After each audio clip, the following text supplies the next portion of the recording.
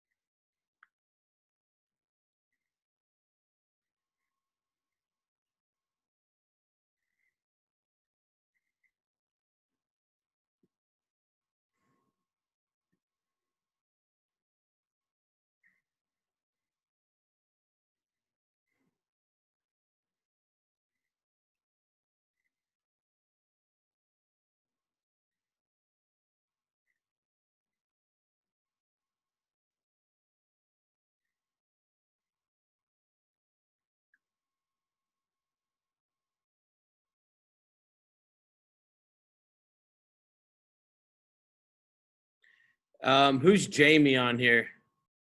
Video's muted and audio's muted. Trying to take attendance. Me, What's your last name, Jamie? Gasper. Maybe you're new to my. Were you just added to this class? No,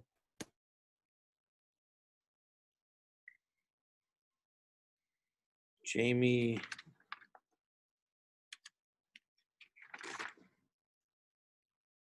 Gasper. nope. How do you spell it?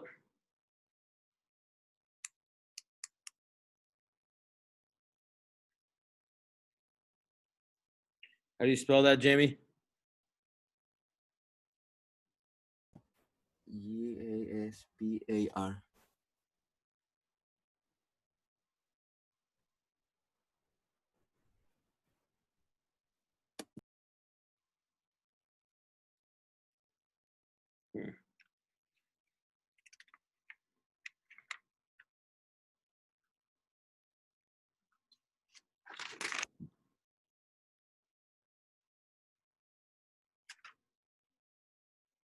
All right.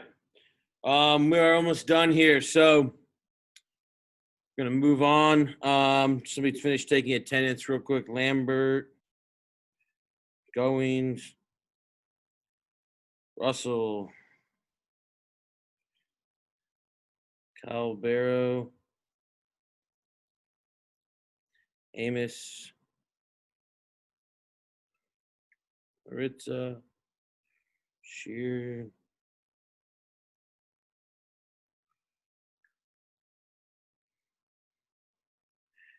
Hamilton. Okay. All right. So what we're gonna do is see how you guys did on here. So number one should have been 1800 BC when the Hebrews migrated to Egypt. Number two should have been when the Shang family in China took over rule and claimed that they had the mandate of heaven. The year 500 BC would have been third. That's when the Persian Wars began between the Greek city-states and the Persians. And then you have a gap here, and then you would have 570 AD. Muhammad is born, the prophet, creation of the religion of Islam. 1291 is the last crusade. And the year you were born, 2005. So the pattern you see on here is the further ago it was, the numbers get larger in BC or BCE, and the more recent it is, the numbers get larger in CE or AD. Okay, so curious here. How many did you get right? Let me see if I can see you guys all. Okay, so on the hand raising function, if you got all those right without missing any, go ahead and raise your hand. Let me see who got them correct. How do you raise your hand? I think there's a function on the little like toolbox that you have.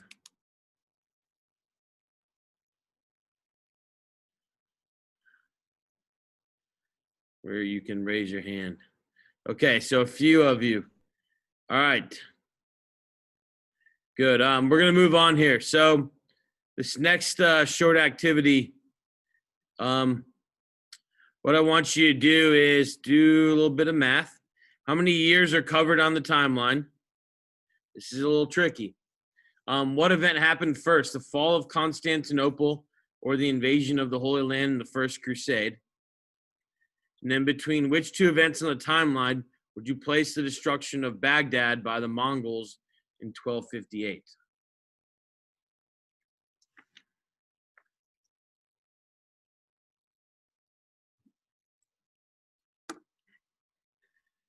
All right, so continuing on this, trying to use this hand raising thing. Let's see if you raise your hand, how many years are covered on the timeline? And tell us how you figured that out. Okay, Nathaniel. 3,805.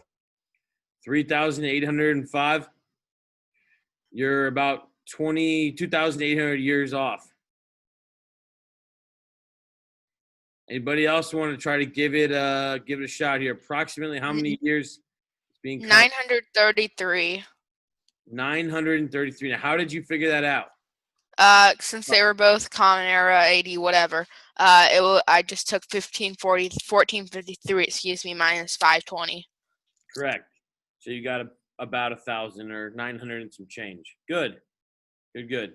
All right. So what event happened first, the fall of Constantinople or the invasion of the Holy Land in the First Crusade? Okay, go ahead and use the hand raise function, please, if you would like to talk. And I'll unmute you. Which one happened first? Anybody? Bueller. Nobody. All right, Ben. Which one happened first? First Crusaders invade the Holy Land. Good. That's because that's a smaller number, correct? Than 1453.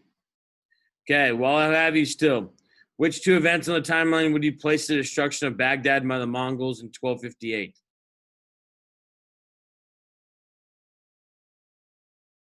Where would you put it?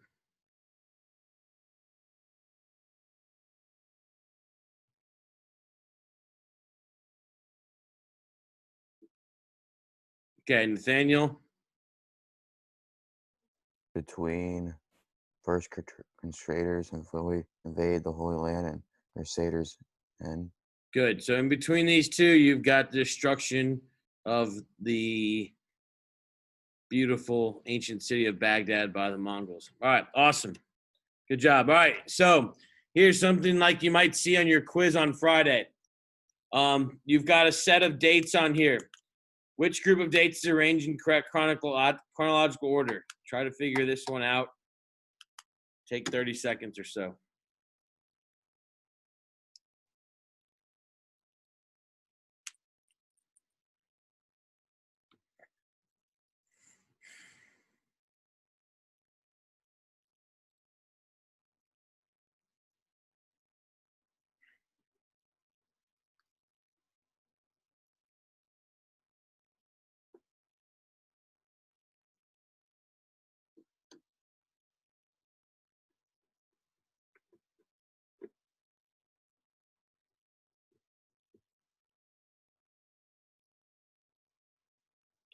All right, when you feel like you have the correct answer, again, raise your hand on the chat function. So we got a handful here.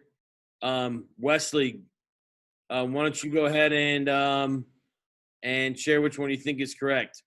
A, 37 BC, 38 BC, 98 AD, 1995 AD. Okay, there's one set of numbers there that is off. You're close. So if you look at this BC, numbers get bigger when they're further away. So if this were to be correct, you would want the 38 in front of the 37. Oh, These two are correct. That's close. It's tricky. Francesca, why don't you try? Which one do you think is correct? I think it's C. Why is that? Because 56.7 BC is in front of the 21.4 BC. Okay, so it goes bigger, smaller to bigger. You guys see that?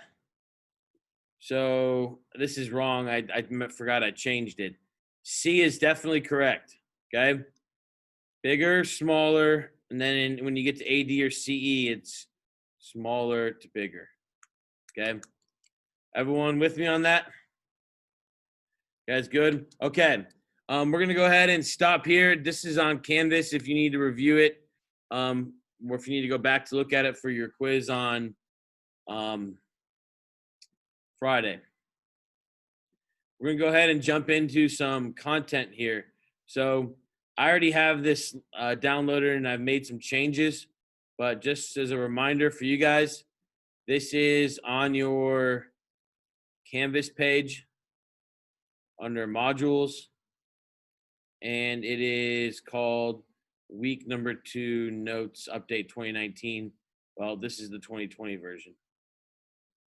Okay, so I'm going to go ahead and share my screen again here, as I have been. But for you as a student, this is where you've got a little bit of liberty here. Okay, liberty is freedom.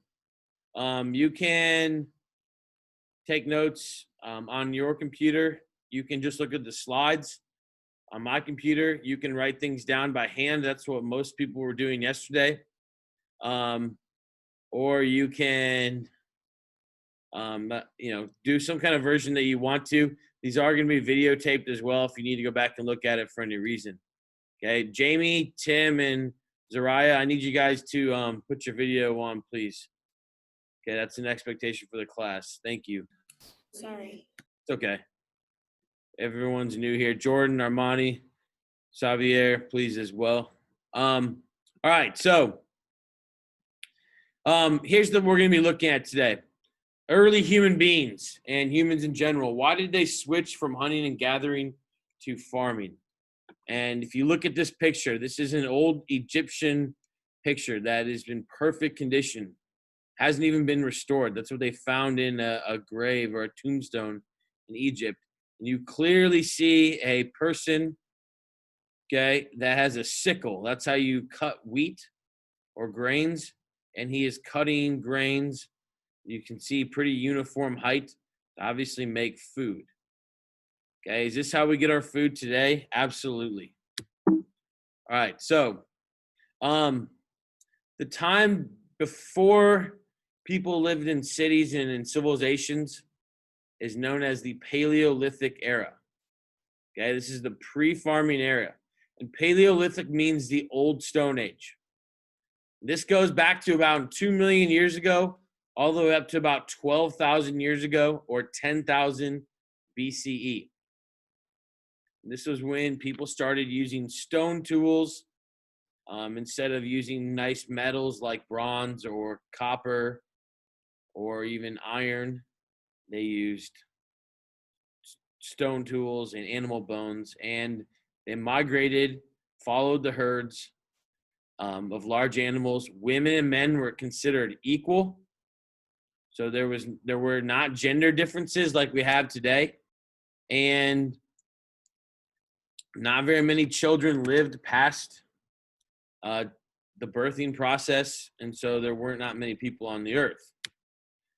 If you look on here, okay, it's kind of tricky to see, but the oldest human remain that's ever been found is in Ethiopia in the Olduvai Gorge in the Eastern Rift Mountains. It's believed that this is close to 2 million years old. And that skeleton is known as Lucy. And this is what they believe Lucy looked like. This is the first Homo sapiens sapien. Okay, which is the classification, scientific classification for the human being. Now, here's the actual bones that they have found. And what separates Lucy from chimpanzees is that Lucy stood upright. You guys see the backbone right here? You see all these small bones that make up the vertebrae and the spine. Okay? And the hips, the wide hip sockets right here, show that this was someone or a human that was on 2 legs and not on 4 legs. Interestingly enough, you can go, these bones were actually in St. Louis for quite a while in a museum. They're no longer there now, but sometime in your life, you might be able to go see them. Before we get to standards for being a human, I wanted to, we'll keep going here. I want to talk a little about the physical characteristics of the human body. Okay, so you can see the chimp compared to Lucy. But there are 3 classifications we typically use for the standards for being a human. The first one is the size of the skull.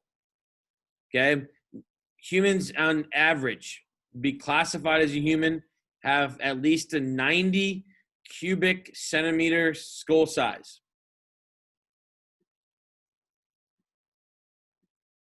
Now, I always thought this to be interesting because obviously I have some babies at home. And so I'm always thinking about the size of their head and wondering if their head is way too big for their body because it looks awkward. And then I'm like, man, wife, I told my wife, I'm like, these children have way too big heads. And she's like, no, that's normal. And then I remember going back to this lesson thinking, yeah, okay, that makes sense. The upright vertebrae, you guys can see the spine. And then try it if you're taking notes right now, if you're doing anything. Okay, try to take your thumbs, put them inside your hands, and then try to do things without using your thumbs, like write or eat or text or type. And then think to yourself that it's probably nice that you have thumbs, isn't it? Does everyone agree with that? Yeah. Now, this is a point in class where I would try to make you take notes for the next half hour with no thumbs. Would they be legible? Probably not. That's okay. So that's what separates the human species from other species on the earth. Okay, this is a physical separation.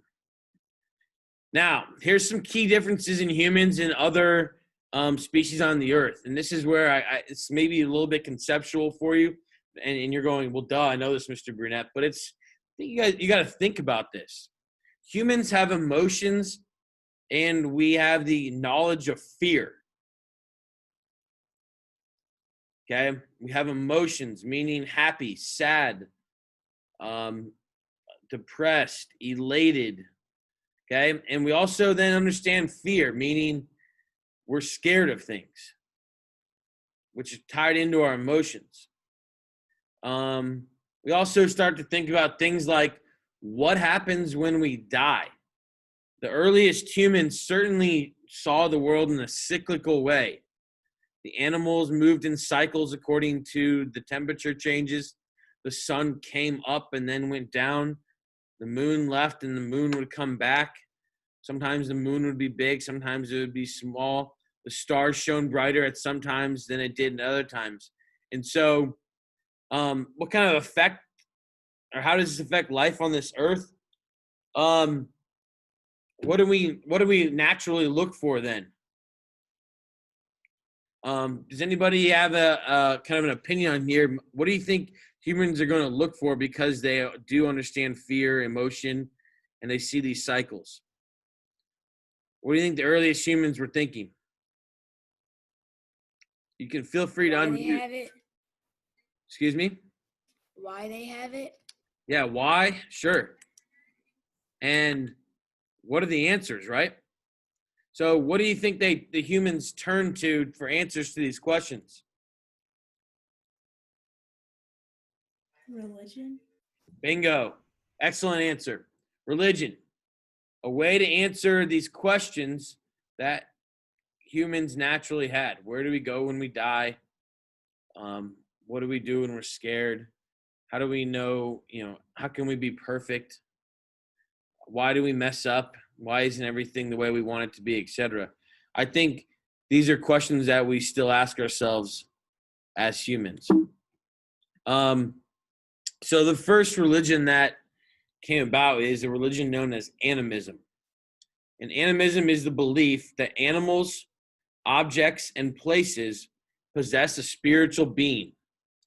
So the earliest form of religion were humans making sacrifices and worshiping large animals to bring them food for survival, to bring them tools to be able to cut things, to be able to potentially and eventually tame fire. How do we know this? It's just a guess. But we've seen cave art, like you can see on the screen right here, where there are large animals, cattle, possibly horses. And there's a good idea that the people worship that, knowing that that was what sustained their life. Okay, as it grew more complex, people started to see that women, and the motherly maternal instinct and the motherly cycle was how the earth continued to bring them good things. And so you start to see in these earliest humans, like 7 to 10,000 years ago, figurines where it was obviously a woman and not a man. You know, body parts that separate women from men, you can start to see fairly obviously. Here you start to see a hunt. Okay. And that's what brought them life. From there, people started to migrate around the earth, and I wanted to show you guys this quick video, and then we'll be done for the day so I can explain your homework. So when you watch this video, pay attention to the years that the earth is being populated and which places.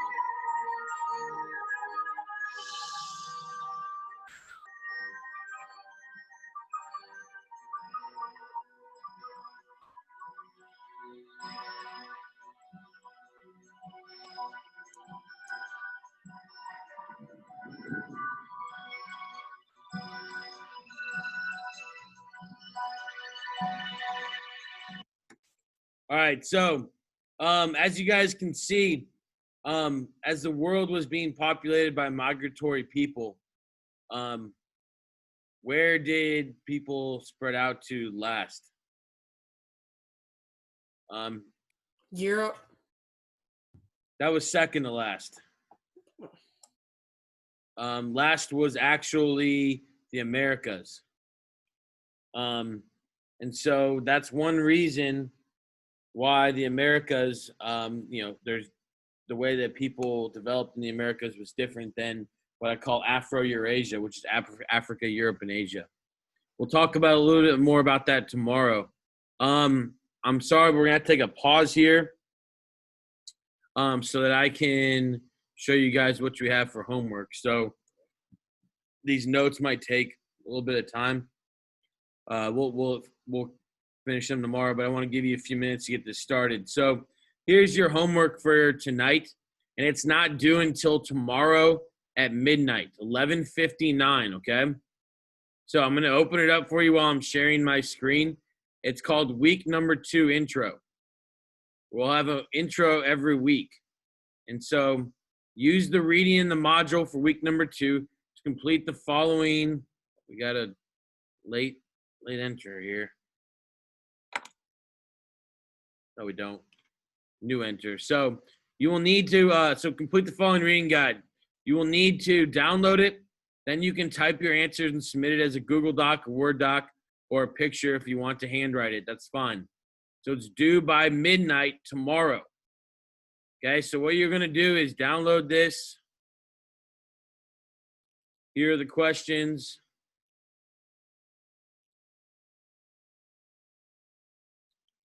Okay, it says as you read pages 4 to 13, answer these questions.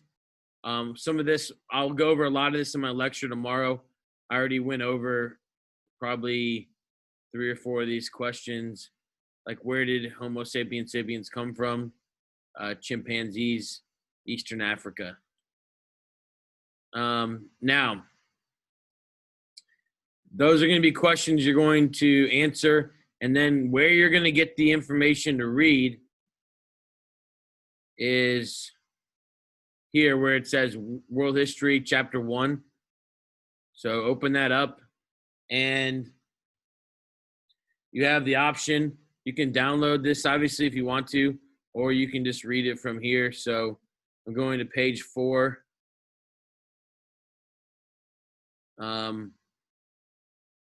And then I look at what my question was.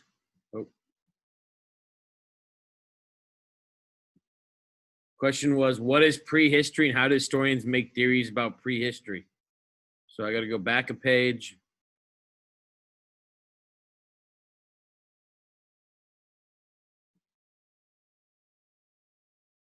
See if we even have this here.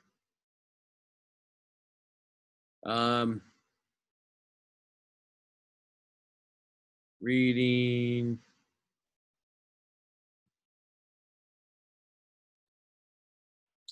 Well, prehistory is the period of time before historians have any type of evidence of writing or anything. And so they just have to make guesses by examining artifacts and anything that they can find to make guesses about society. So there's question number 1 for you. All right. I want to give you guys at least 9 minutes to get this downloaded and get started. Again, you have to download the questions. You can either just type on them directly, your answers, prehistory is the time before written records. How do historians make theories? They make theories based off of guesses, based off of objects they can find and analyze. All right. So that'd be the question, the second one. And then the rest of these are on here. So you'll just page through here. Should be pretty self-explanatory, okay? Does anybody have any questions before I shut this off? Please, please, please do this now. See if you can get started at least and do the question that I just put up on the screen, because I would much rather answer a question now than in 4 hours when I'm trying to focus on a different class and get tennis ready to go for tomorrow than now. Now is the time I have dedicated to answering questions. So please ask away if you have any. Where do we go again? Okay, so you go to your modules. If you look at my screen, the homework is called the week number 2 intro. That's going to be consistent. And then the actual reading is called World History 1, because this is chapter 1. Thank you. You're welcome. It said it's locked. Which one's locked, by the way? The Word World document? History week 2 intro. Yeah, it's saying that it's locked for you. Yeah. Okay, let me edit it.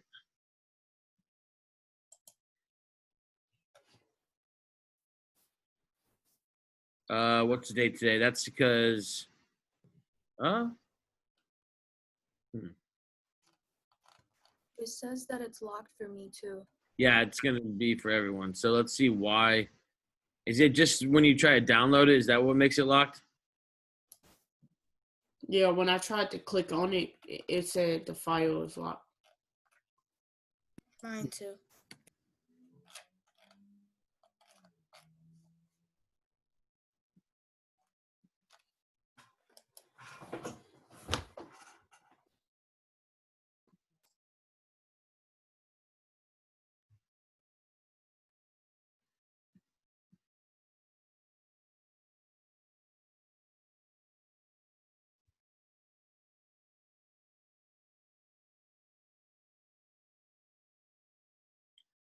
Okay. Now it's published. Can you guys, I'm going to press update, okay? And see, can you guys try again? It's working for me now. Yeah, it works now. Perfect. Thank you guys for helping troubleshoot. Like I said, that would have caused everyone a headache. So go ahead and start. You can probably get at least 3 or 4 of those questions done. And I will, like I said, use your mind and message me if you have any more questions. I'll see everybody tomorrow. Thanks for a good day today. Bye. Bye-bye.